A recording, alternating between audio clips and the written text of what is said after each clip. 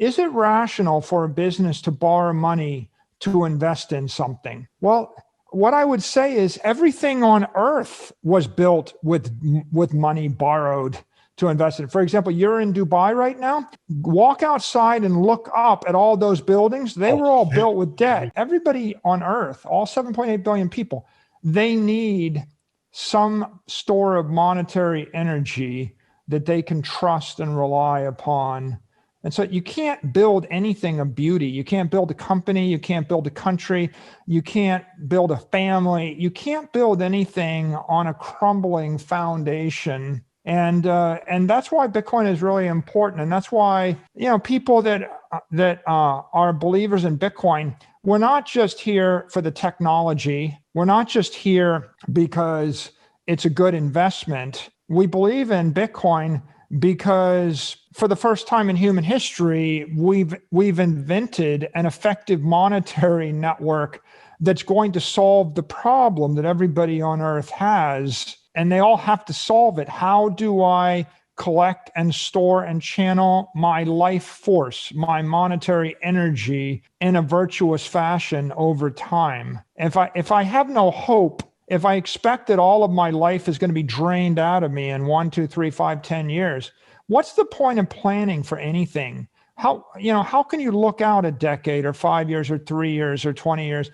What are you going to believe in if everything is going to zero, right? And that's why we're big evangelists of Bitcoin, because Bitcoin is hope. And Bitcoin is integrity, and Bitcoin is truth. And that happens to make it a pretty good investment idea, but it's a good investment idea because of its truthfulness and integrity and functionality, not the other way around. I would not recommend that anybody buy Bitcoin with excessive margin leverage. For example, I wouldn't take a 10-to-1 or 20-to-1 leverage bet on Bitcoin, where if the Bitcoin trades down 10%, you get liquidated and wiped out. That's not good. I think in general, any loan that is marked to market against the thing you're buying, like if you basically had a loan to value of 50%, right? You buy Bitcoin, and if it trades down 50%, you get wiped out. Even that could happen. Would I borrow up to 20%? Well, maybe, but a mark-to-market margin loan is risky. On the other hand, if you borrow money non-recourse or borrow money that's not mark-to-market against the thing you're investing in, it's a different risk profile. So we actually borrowed money in a convertible instrument. It wasn't secured. It wasn't a secured loan. It was an unsecured convertible loan. The primary benefit of the loan was the people that bought it got warrants on the company's stock above $398 a share. So they're actually giving us a 0.75% interest loan in return for warrants that are trading above where the market was at the time. We have the money, and we can invest it in something. So now we just get to the question of, is it rational for a business to borrow money to invest in something? Well, what I would say is everything on earth was built with money borrowed to invest in. For example, you're in Dubai right now. Walk outside and look up at all those buildings. They were all built with debt. Yes. Okay.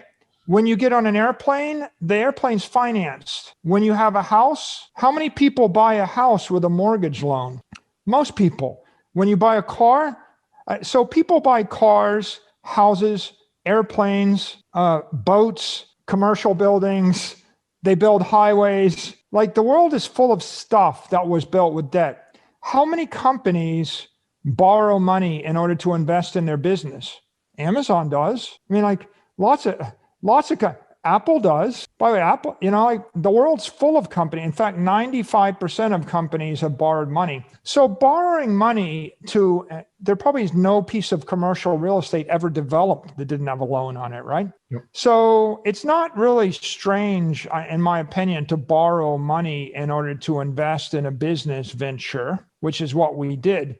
It's just that we were the first company to do it in the Bitcoin space, right? We basically, we borrowed money to invest in a big tech monetary network growing more than 100% a year that's 95% dominant. Okay, so is that better idea than borrowing money to buy a house? What's the odds that your house price is going to double in value every year for a decade? Every single person that's ever bought a house probably took a mortgage out to buy the house. So my point really is, we're in business to make rational investments and execute their strategy using a combination of debt and equity. So you can finance it with equity, you can finance it with debt. We actually finance things with a combination of those two things. And that's just what businesses do. So it would be aggressive if I took a margin loan, especially a margin loan, with like 80% loan to value, right?